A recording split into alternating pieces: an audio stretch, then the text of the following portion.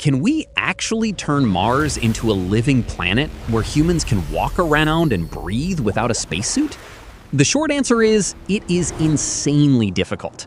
Right now, Mars has 4 massive problems that make it almost impossible to live on.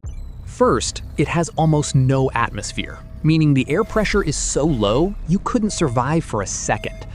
Second, it is freezing cold, with an average temperature of minus 60 degrees Celsius. Third, the air is 95% carbon dioxide, with practically zero oxygen.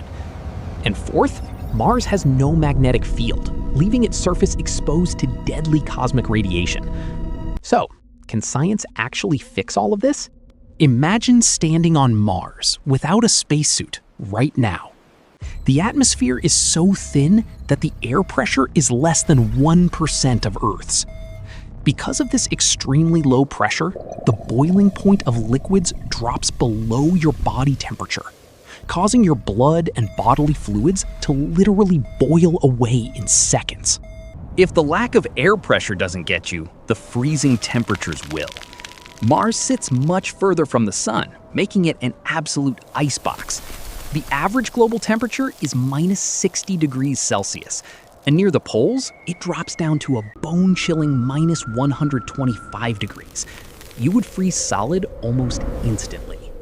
Even if you could somehow survive the pressure and the cold, you still couldn't take a single breath.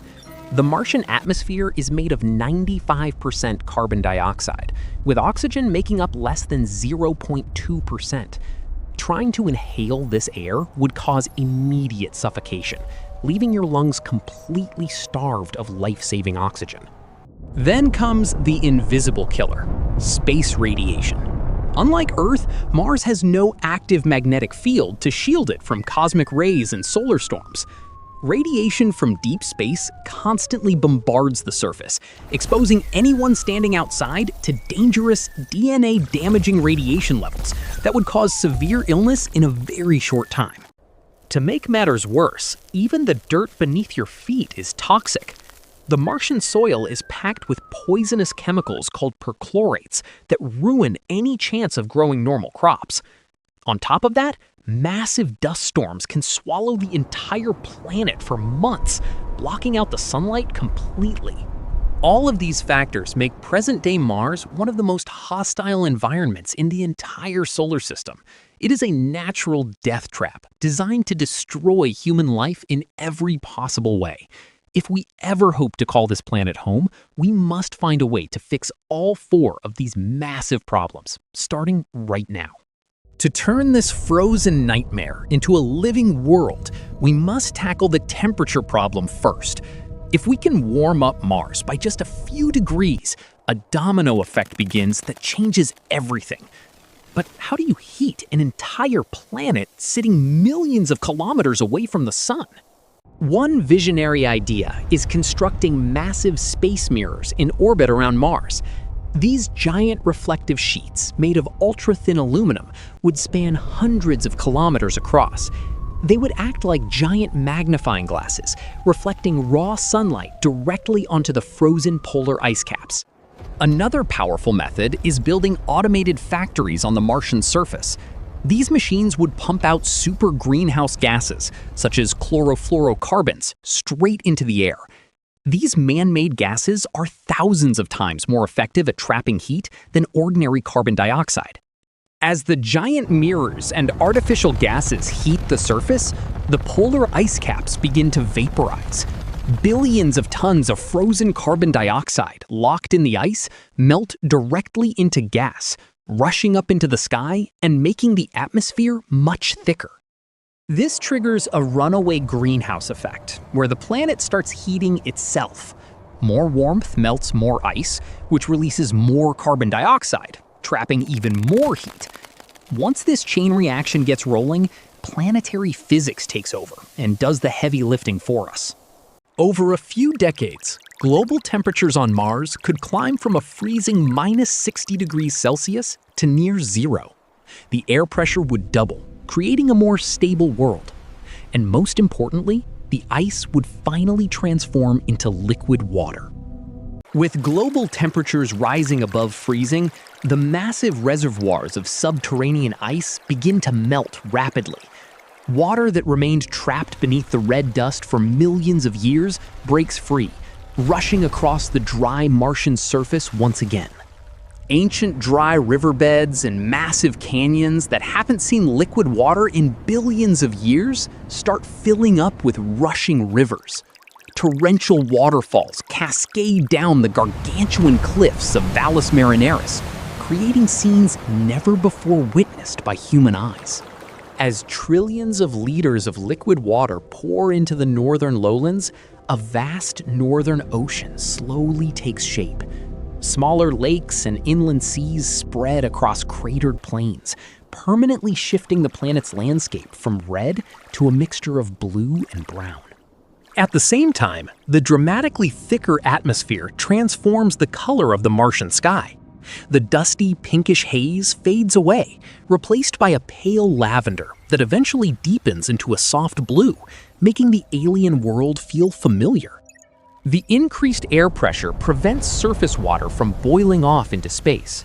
Rain clouds gather for the first time in planetary history, triggering actual rainfall that washes away toxic dust storms and cleanses the newly formed atmosphere. Rivers are flowing, oceans are forming, and the freezing cold is finally gone. But despite having water and warmth, we are still far from done. The air is still entirely toxic, and attempting to breathe it would still kill you instantly. Now that Mars has liquid water and warmer temperatures, we face the next massive challenge: creating breathable oxygen. The atmosphere is still crammed with carbon dioxide, making the air entirely toxic to humans. To fix this, we need to bring in microscopic life forms called cyanobacteria. These genetically modified extremophiles thrive in harsh conditions, consuming carbon dioxide and pumping out fresh oxygen day and night. Billions of these engineered microbes would be seeded across the newly formed Martian oceans, lakes, and damp soils. As they multiply exponentially, they begin transforming the planetary chemistry from the ground up. Over time, hardy species of lichen and moss are introduced to break down the toxic perchlorates in the soil, slowly converting the dead red dust into rich, fertile ground capable of supporting plant life. Biology alone is too slow, so engineering must step in to accelerate the process. Thousands of massive, nuclear-powered oxygen extraction factories would be constructed all across the landscape. Based on early rover technology like MOXIE, these industrial giants suck in carbon dioxide, strip away the carbon atoms through high-temperature electrolysis, and blast pure oxygen directly into the sky in massive, continuous streams. But breathing pure oxygen is extremely dangerous and highly flammable, meaning we cannot just fill the sky with it. Earth's air is actually 78% nitrogen, which acts as a safe buffer gas.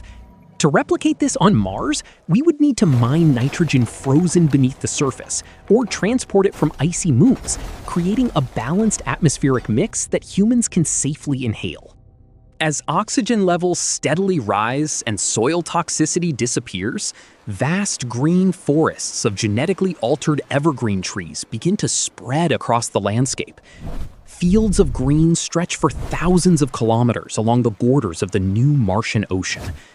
The once completely lifeless red desert officially turns into a living, breathing green world bursting with plant ecosystems.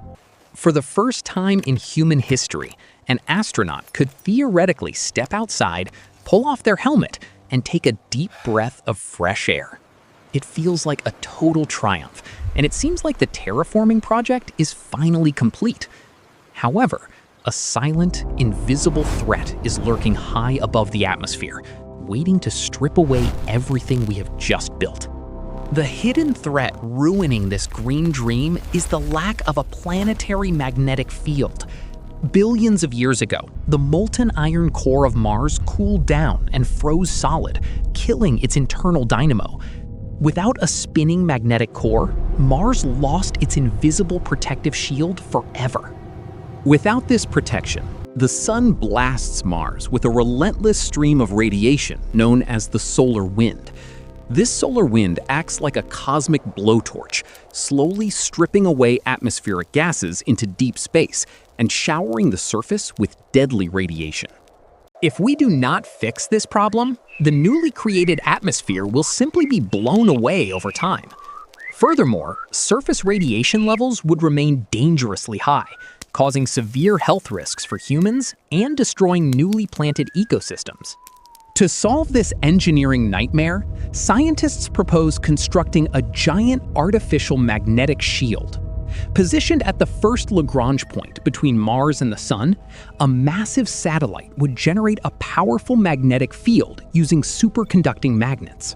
This space-based shield would create a protective magnetic shadow over the entire planet. It would effectively block solar storms, deflecting high-energy charged particles harmlessly around Mars and preventing the solar wind from stripping away our hard-earned atmosphere.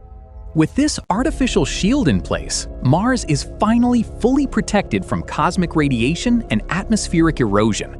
The planet can now retain its warmth, water, and breathable air safely for generations. But one crucial question remains: how long will all of this take? And can we actually afford it? Terraforming an entire world is not a project that happens overnight, or even within a single human lifetime. It is a mega engineering endeavor that spans multiple generations, requiring centuries of dedicated work, technological mastery, and extreme patience. The first phase, warming the surface and melting the ice caps, could actually happen relatively fast. Using giant space mirrors and super greenhouse gas factories, global planetary temperatures could rise enough to form liquid oceans in about 100 to 200 years.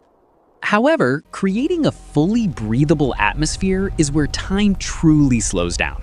While plants, algae, and oxygen factories produce oxygen continuously, converting millions of cubic kilometers of heavy carbon dioxide into breathable air will take anywhere from 500 to 1,000 years.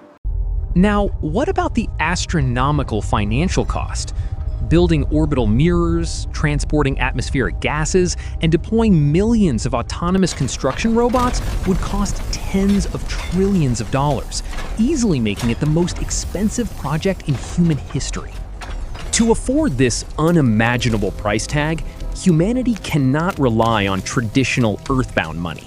Instead, we would need a thriving space economy driven by asteroid mining, harvesting raw metals directly from space to fuel automated, self-replicating robotic workforces. So, yes, terraforming Mars will take centuries of continuous effort and unfathomable wealth. But this brings us to the ultimate final question. Should we spend all these resources trying to build a new world, or should we focus on saving our own? Whether humanity should actually spend trillions of dollars turning Mars green, or focus entirely on fixing Earth, is not a question for us to answer today. It is an open philosophical debate that will likely divide scientists, politicians, and everyday people for generations to come. But regardless of where you stand on the ethical debate, one thing is undeniable. The race to reach, colonize, and eventually master the Red Planet has already begun behind closed doors. On the private side, billionaire Elon Musk and his company SpaceX are driving the most aggressive timeline. They are actively building and testing Starship, the largest rocket in human history, designed specifically to carry hundreds of settlers and heavy cargo to Mars. Musk's ultimate goal is not just visiting, but building a fully self-sustaining city of 1 million people on the Martian surface before the end of this century. Meanwhile, global superpowers are turning Mars into the ultimate political battlefield. China's space agency has already landed advanced rovers on the surface and has announced concrete plans for crewed missions to Mars starting in the late 2030s. China aims to build a permanent research base near the Martian equator, competing directly with the United States and NASA's Moon to Mars program for planetary dominance. Other nations are also jumping into the planetary arena with massive vision projects. The United Arab Emirates launched their ambitious Mars 2117 project, which officially plans to construct the first human settlement on the Red Planet within the next century. At the same time, the European Space Agency and private international aerospace companies are developing autonomous mining and construction technologies designed specifically for Martian soil. This means that terraforming and colonizing Mars is no longer just a wild idea found in comic books or Hollywood movies. It has transformed into a high-stakes geopolitical race involving governments, multi-billion-dollar corporations, and international space agencies, all competing to secure their place in the cosmos. The infrastructure being designed today will lay the foundation for the engineers who might actually attempt to thaw the frozen world tomorrow. So, can we actually turn Mars into a living world where humans can walk freely without a spacesuit? Science says it is theoretically possible, but it will require the greatest engineering efforts in human history. Whether we succeed or fail, the dream of transforming the Red Planet proves one undeniable truth. Humanity's journey beyond Earth has already begun, and there is no turning back. So, who will actually win this ultimate race to the Red Planet? Will Elon Musk's aggressive vision conquer Mars first? Or will a global superpower like China or NASA claim planetary supremacy? Or could Mars remain an unforgiving frozen wasteland that breaks human ambition once and for all? Share your thoughts in the comments below. Knowing you might never return, would you take that one-way ticket to Mars?